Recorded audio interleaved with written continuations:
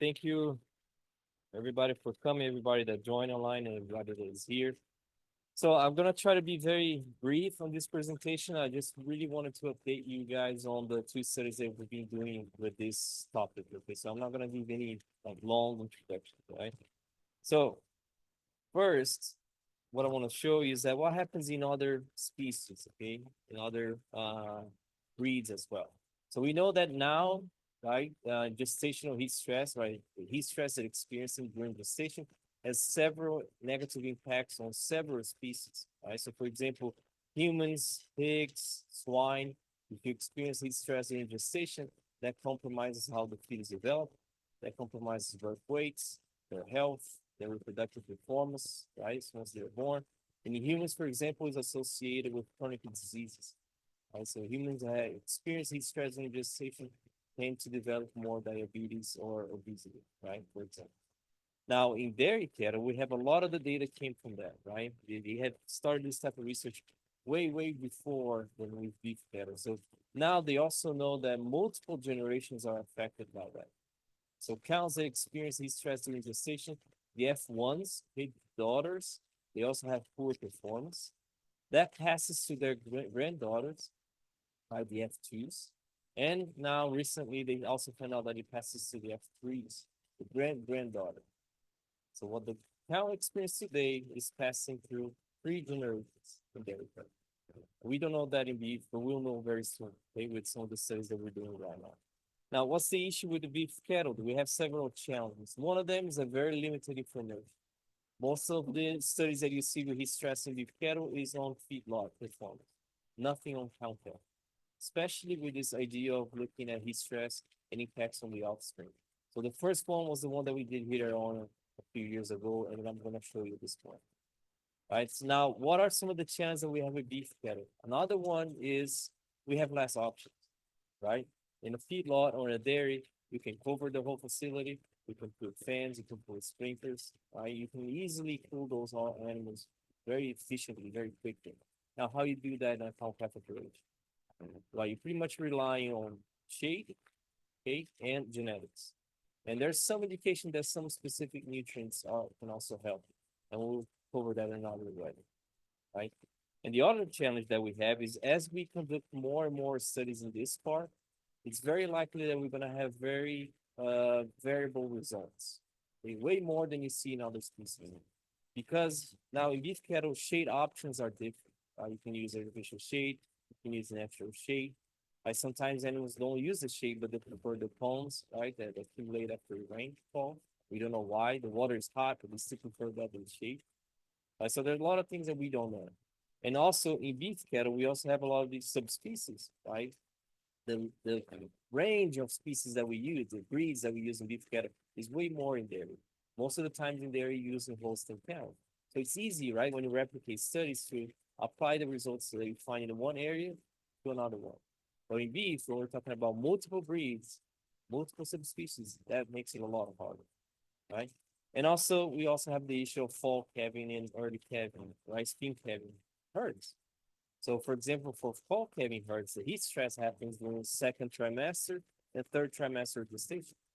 Whereas for spring calving herds, the issue would be the first trimester, right? Or when they're during the breeding season. So the impacts long term on the calf varies a lot if it happens during the first trimester, second, and third. So that just adds more complexity when we're looking into evaluating these effects in beef cattle. So what I'm going to do today is to show you two studies that we did here at ON, right? The first one was done a few years ago, and it was published 2 years ago. It's looking at shade access for pregnant heifers and what happens to their offspring, okay? It's a very small number of animals, but we got some nice results. So this study here started in July about all those heifers in Bahia grass pastures. Half of them had access to shade, and we use this artificial shade that I'm showing you here. That I'm showing you here on the right picture. Okay, and half of them did not have any access to shade for the entire late gestation period. But by November, when everything has cooled down, right? It's dry, it's not raining much, it's not that hot. Everybody has access to shade all the way until early weaning. Okay, the first day of the breeding season. When we remove the calves go to the dry lot, and we feed them the same diet. We challenge their immune system. and then the mothers go with the bulls. Okay, so the only difference here is that they had access to shade or not when it's really hot for us here, about July, August, September. So what did we see? How hot did it get? This is the average PHI. This is the index that we calculate if the animals are experiencing stress or not. This is the average for the whole day, for the whole study. The blue line is the maximum THI that we observed during the day, and the gray line is the minimum. Okay? So average is always above 75, which is considered heat stress for the body. Now, the most important thing is this one here. You guys can see that for several weeks during late gestation, they never had a chance to cool off. It was never below 74. So usually those animals accumulate heat during the day and they will dissipate that heat at night. But those animals, they were not able to do that. It was hot even during the night. And now this is also important, right? PHI almost close to 90. This is what they call zone of danger. It can cause death for those animals if they had worked up too much during the day. It's extremely hot. Very unlikely that you're going to see the same conditions if you go anywhere else. Even in North Florida, you don't get as hot as we get. But after the animals calved, okay, you can see that it starts to cool down a lot. So when the animals were in the dry lot, it was not hot at all. But it worked. They were exposed to a lot of heat stress during gestation. Now, what happened to the temperature of the mothers? You remove the shade, what do you expect? You're going to increase the internal temperature, right? In some cases, the ones that do not have shade, they go up to 4 degrees Celsius. It's 104. It's pretty much running a fever every day. Now, the animals that had shade, they are much lower, but they still go above 39 degrees Celsius. Now, in there, we know that anything above 39 degrees Celsius can actually impact the reproductive performance of the animal. We don't know if the beef cattle is the same threshold, okay? But if you assume that it is, you guys can see that even the animals that have access to shade, they still experience heat stress, and they get pretty hot, right, naturally. It gets to above 39. When you remove the shade, it gets to 40. It's really, really, really hot. Now, by November, when the THI goes down a little bit, right, it's drier, it's a little bit cooler, you can see the shade doesn't have any effect. And all the animals, they're able to keep their temperature below 39 degrees Celsius. So by the time that they start the breeding season, everything is fine. But this is the issue that people have, for example, with breeding season during the summer. Those cows will have internal body temperature really, really high, above 39 degrees. Okay. Now, what happened to the performance of those heifers? Now, if you remove the shade, heifers that did not have shade, they had lower body temperature score at the time of calving. About half of a point compared to those that had access to food. So that's a lot of decrease. Just to give you an idea, I have to supplement them for 70 days with 2.5 pounds of protein and energy supplementation to achieve that gain of body temperature score. So this is how much just removing the shade causes impacts them. However, now you guys can see that both animals, everybody calved above 5, body temperature score 5, and they were early weaned. So when we did the breeding season, there's no effects on pregnancy rates. Okay, so they were in good condition even though they were thin. Now, when we look at their blood, this is the most interesting part. You remove the shade, they get more stressed, high cortisol, and they also have lower IGF-1. IGF-1 is one of the most important hormones during pregnancy. It's highly correlated with fetal development. For those heifers that do not have that shade, much lower IGF-1. So it's working. They are more stressed as we want. What else happened? We looked at the metabolome. This is something that Vinicius learned very recently. It's very interesting. You can analyze like 470 metabolites, like in their blood. And with that information, like massive amount of information, you can actually look at what are the exact metabolic pathways that will impact those animals. And what we saw is that at the end of the day, if you provide them with a shade, they upregulate a lot of the metabolism associated with protein metabolism. Now, where is this protein going? We don't know exactly. But one of the amino acids that was increased was the glutamate. And glutamate is a very important antioxidant amino acid. It seems that when they're experiencing heat stress, they're consuming more of that amino acid specifically. Right, so now our idea is for the future studies is to provide those specific nutrients that are missing. Maybe that can serve as a heat mitigation strategy. You know? Now, what happened to the performance of the calves? At birth, calves born from cows that do not have access to shade, they are 2 kilos or like 5 pounds lighter at birth. Right, which is what expected, very consistent with what you see there. Right? Experience heat stress tend to decrease the blood flow to the uterus, tending to decrease the performance of fetal development. Now, at the time of early weaning, there's no difference. We put them in a dry lock, there's no difference. Now, everybody's fed the same diet, a lot of energy, a lot of protein, the same amount for the whole period. We're really trying to push them here. And at the end of the study, we see that those that were born from cows that did not have access to shade, they were heavy, right? Close to 20 pounds heavier at the end of the day. But this is totally the opposite of what we expected to happen. No other species reported something like this. Right? It turns out that it actually helped those calves to be more feed efficient than the feedlot when they experience a little bit of heat stress rate there. Now, why is that happening? We don't know that yet. We also saw that they had better vaccine response. And this is, again, totally the opposite of what we thought we would have. And we analyzed their blood to look at their metabolome that I explained to you earlier. And we also see a lot of differences, right? And a lot of those changes, again, mimic what happened to the mother. They also had greater upregulation of glutamate. So like I said before, it's like a very strong antioxidant. It seems that those animals that are born from cows that were more heat stressed, right? They favor growth and immune response rather than this antioxidant capacity, right? So this is totally the opposite of what we thought it would happen. I hesitated to show this for a long time until we started this long-term study, okay? Actually, this one was starting the same year that we conducted the study that I just showed to you, right? Now, I'm not advocating to make those animals experience heat stress, right? Because it makes it better for some of their calves. And this is a study to prove us that that's what we shouldn't do, right? Now, why that happened in the first study and why we're having these results in the second one, we still are trying to figure it out. But like I said, the first one that we did was with pregnant heifers. In the same year, we started this long-term one that was funded by the USDA, right? So it's 3 years, 180 cows per year, all Brangus, multiculus cows, all black-hided Brangus animals adapted to the center, right? So they were born, raised here, they've been breeding every single year, so they are adapted to the heat stress. So we're really making it enough favorable to find any differences in here, right? So those animals should be okay with experiencing heat stress. So what we did, half of those heifers had access to shade, half of them did not from August, right, the time of weaning, all the way until calving. Then after that, they are treated exactly the same. And then in July, what we did, we kept the heifers. And then half of the heifers within each of the maternal treatment, they also received access to shade or not. Okay, from August all the way until their first breeding season. So we really have all possible combinations, right? Animals that didn't have shade during gestation, and then those heifers that are not provided shade or provided shade during the post-weaning period. Okay, or they have shade before and after. Got it?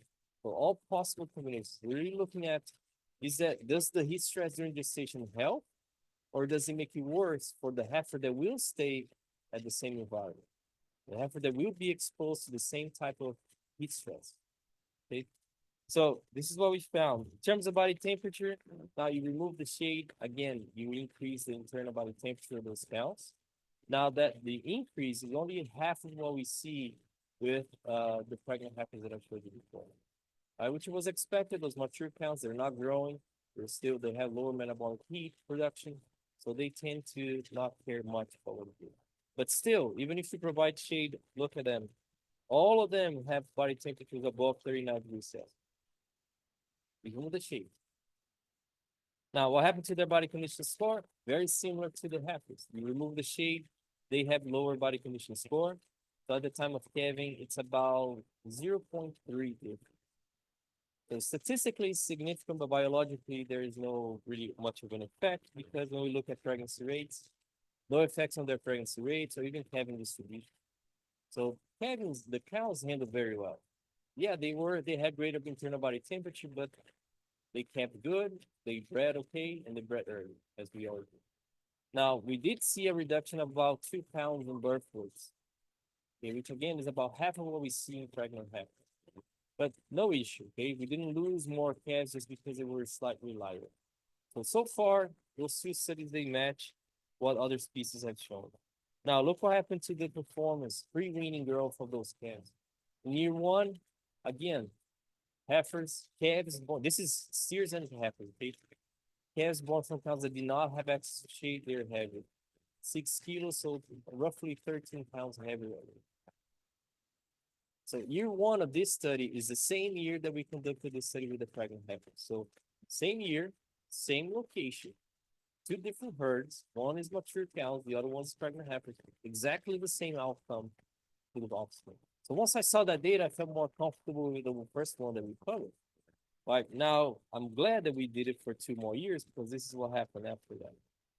In year 2 and 3 was the opposite. Now, calves born from cows that do not have access to shade, they're lighter at weaning. Now, this is more consistent what we saw with other species. Now, why is that in 1 year helps? 1 year makes it worse. We don't know. When we look at the temperature of the environment, all right, the climate conditions changes a lot every single year, right? We all know that. But when you calculate the THI, there's not really much any difference among years, year 1, 2, and 3. The only difference that we see, more variation, is this rainfall. So in year 1, Kawani did a lot of those calculations. We saw that we had less, the percentage of days with rain was much less than years 2 and 3. So the animals had less opportunity to cool off in year 1 than in years 2 and 3. So we think that, this is just my thought, I don't have any evidence to prove that maybe when the heat stress is so high, that somehow it caused changes in the fetus that it turned out that they're more efficient. Maybe you're changing body composition and they can gain more with the same amount of intake. I don't know that. It's something that I'm thinking about. Right? Maybe with some of the data, some of the blood work and the biopsies that we did will help us explore. Right? But this is one of the important things. Every time you think about those fetal programming studies, it's very important to do every several years. Because 1 year might work, the other year might not work, and interpretation can vary. Right? So I can tell you that we only found one interaction, right, based on the stational treatment and post-weaning treatment. I'm not going to talk about it. So what I'm going to show you is the effects separately, right? What happens if I remove the shade during gestation? And then what happens if I remove the shade when I'm developing those heifers? Okay, so at the time of weaning, remember, we weaned them and we kept the heifers. Those heifers, we weaned them, we challenged them with vaccines against bovine respiratory disease, just to look at their immune response. And what we saw was those heifers born from cows that did not have access to shade, they were more stressed. They had higher haptoglobins, another indicator of stress, and they had poorer vaccine response. Less heifers produced antibodies, and less heifers responded to the vaccine. This is more consistent what we see in other breeds. And this is 2 years, okay? Regardless of what happened to them at weaning, if they were heavier or lighter at the time of weaning, the effects on their immune response are very consistent. Removing the shade made them worse, how they respond to the vaccine. What happened to their growth after weaning, right? After they gave from weaning all the way into the end of the breeding season, nothing. No carryover effect. So in year 1, if they were the heaviest, they continue to be the heaviest. In year 2, if they were the lightest, they continue to be the lightest, right? Now, what happened to their reproductive performance? And this is the most interesting thing. No effects on the amount of hypercycling, right? Reaching puberty at the start of the synchronization period. No difference in their reproductive tract score. But look at the percentage of heifers showing estrus after we synchronize. And the conception rate to AI. If they're born from cows and remove the shade, conception rate goes by half of what you would normally see. And this is 3 years. Consistent. This is what you would expect in the time AI, around 55% on the first AI. Now, if they're born from cows that had no access to shade, it cuts by half. And they have exactly the same age, same body weight. So I think that this is a good evidence of why some years when we do here in Florida, when we synchronize heifers, why some years the heifers have weight, they have age, but somehow they don't breed, even though we did everything right. This could be a very good explanation. It's a heat stress that they experienced when they were still at fetus, right? Now we have, Vinicius is working a lot on the plasma, the muscle. We have vaginal and fecal microbiome. So we're trying to figure out what exactly are the mechanisms leading to those responses. But this is something that has never been reported before, and hopefully we'll get it published by the end of the year. But this is very novel, and I think it's going to change a lot of the perception of people and how we should manage those. Now, let's go back to those happens at the time of weaning, right? What happens if I provide them access to shade or not?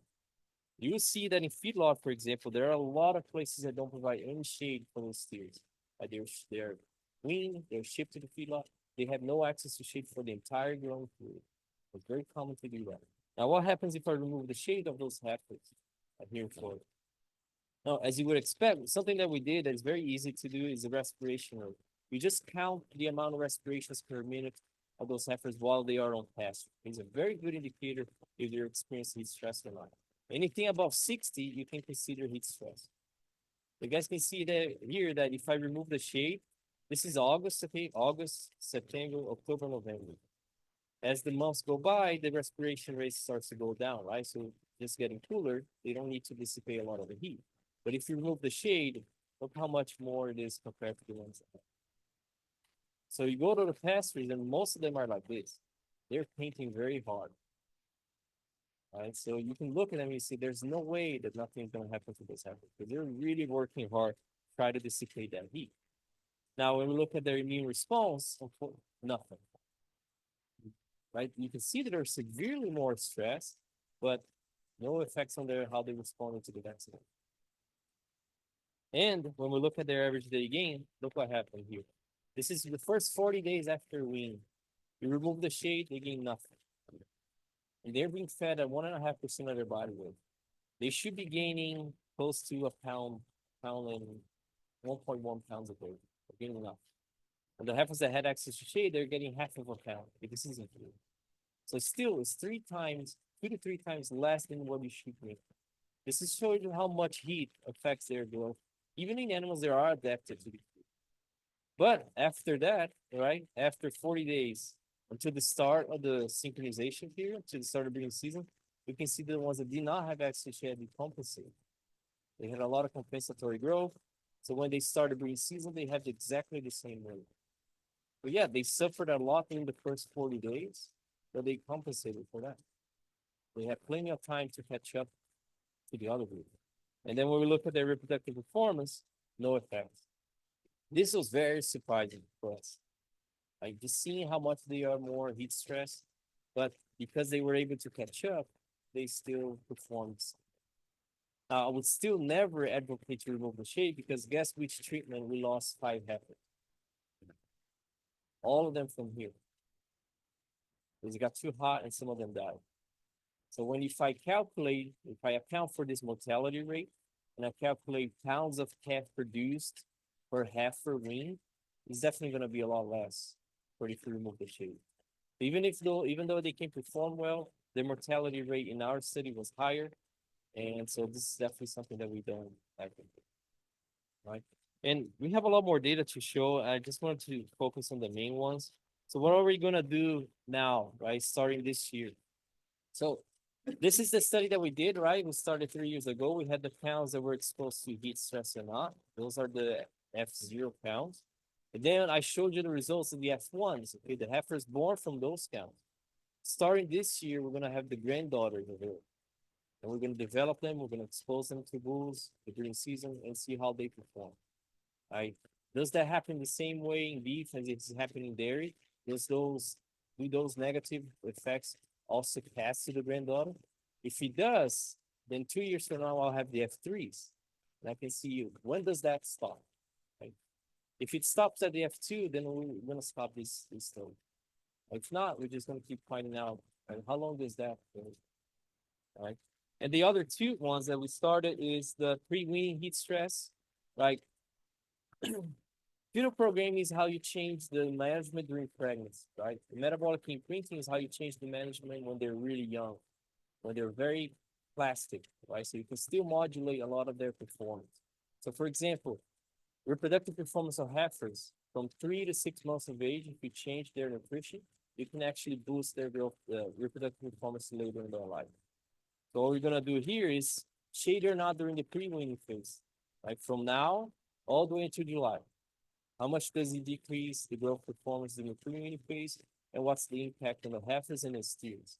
So we're gonna keep the heifers, we're gonna develop them, and the steers we're gonna line up to send them to Texas and looking at their food efficiency and carcass quality. What's the long-term effects of not having shade just from at the end of the breeding season to the and then the last one that we're gonna start, last study I'm gonna mention is the one in August.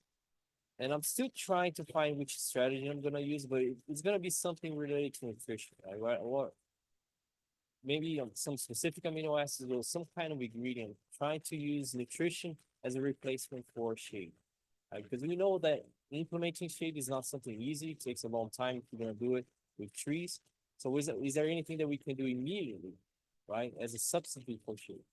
And is there a specific nutrient that we can feed to help them deal with the heat stress? And does that help long term? Okay. So with that, that's all I really wanted to show this morning. And I want to thank all the Florida Academic Association for helping with some of those studies, the USDA for funding a lot of those studies, all the faculty and the students and staff that helped with these long-term studies. A lot of work, a lot of years, and so but it paid off. I think we got some pretty good results. Right. And if anybody has any questions, you can just email me, right? And I will be happy to reply to them. Okay? Like I said, we have a lot more data. I'm just not gonna feel you too much through that right now. I'll save it for all right. So I don't. If anybody online want to have any questions, please type it in on the chat box. Now, if you don't, I'll answer any questions here if you have. Go ahead.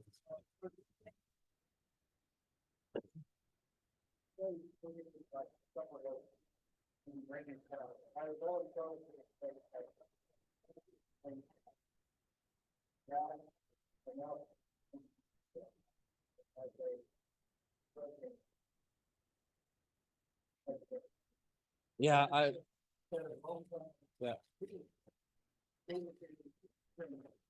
I don't know, Austin. My guess is it's not. I think it's more of the chronic exposure every single day, of this high demand, this for just those nutrients.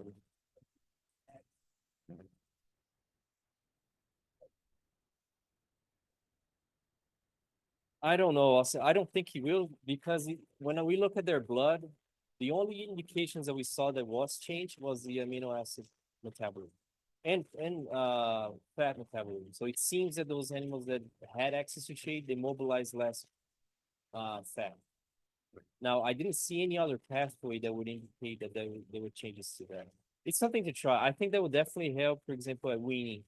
You wean and you put the electrolytes, and then that should probably help those animals at least, or shipping, for example. That should definitely help. But those cows, long term, their blood doesn't indicate that there's anything else except for protein and lipid. But we still don't know. So there's so much. And now the question is, why is it that helps sometimes and why it doesn't? Right? But at least the immune response and the reproductive performance is very consistently negatively impacted. Now, growth sometimes helps, sometimes it doesn't. I don't know. Yep.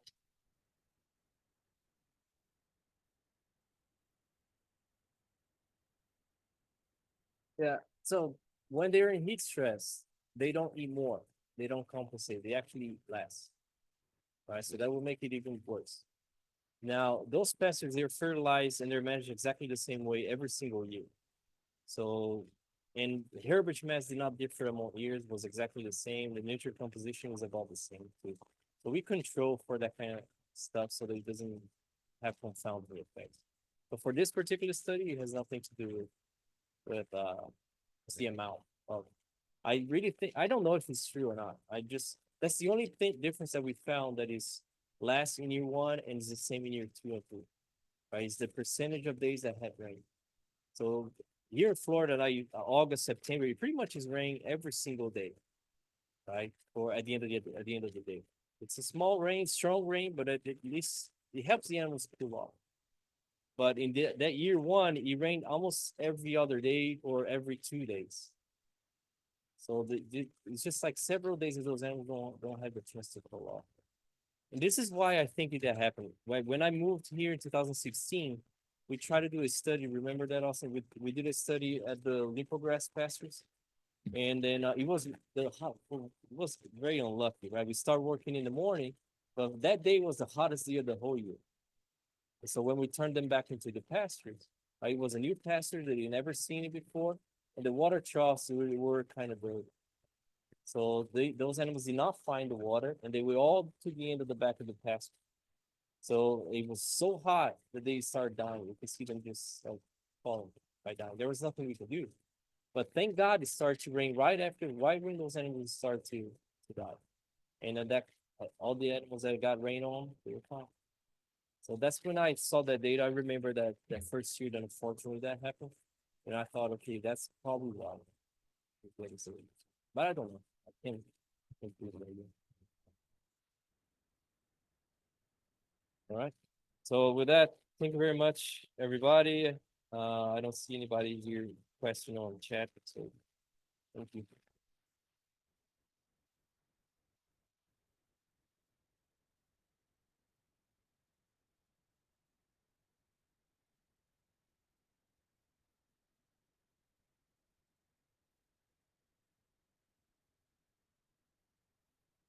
Hey, everybody. Thank you again for joining us. I have just a few upcoming events to mention before we go. First, we would like to invite you to come back and join us on May 27th for our next Ona Highlight, and that is AI application in water resources management with Dr. Golmar Gomohandari.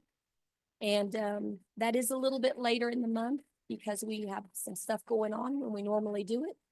And I will send you the link to register for this when I send you the recording of this presentation. So today is the last day to register for our field day this Thursday. So if you're not yet registered and you would like to attend, please do so today before the end of the day. This event will be held in LaBelle. It is Ranching Foundations, and that's going to be on April 29th. And it looks like that you need to register soon. Space is limited. April 22nd, which is, I think, next week, the amount is $20. It says lunch and educational materials are included.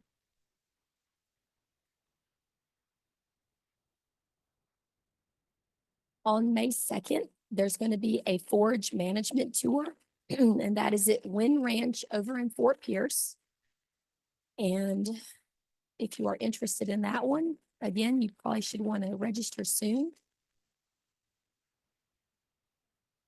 Our youth field day is coming up earlier than usual. It's going to be June 5th here at the center, a full day program. Lots of great things for students of all ages and with their parents or youth leaders. So if you know anybody that would be interested in this, please pass on this information to them. Also on April 24th, there's going to be a strategizing cow nutrition program in Hillsborough County over in Plant City. And I think this is an evening program from 6 to 8. And early registration ends this Friday, and it's $15. So I think they still have some space available if this might be a program that would interest you. And if you're not already doing so, we invite you to follow us. We're on Facebook, Twitter, and YouTube and Instagram. And if you don't get our Friday news by email, just send me your email address to the email you see on the screen, and I will be happy to sign you up. Again, thank you so much for joining us today. And when this event closes, please take a moment to complete the survey that will pop up. We really appreciate you attending. Have a great day.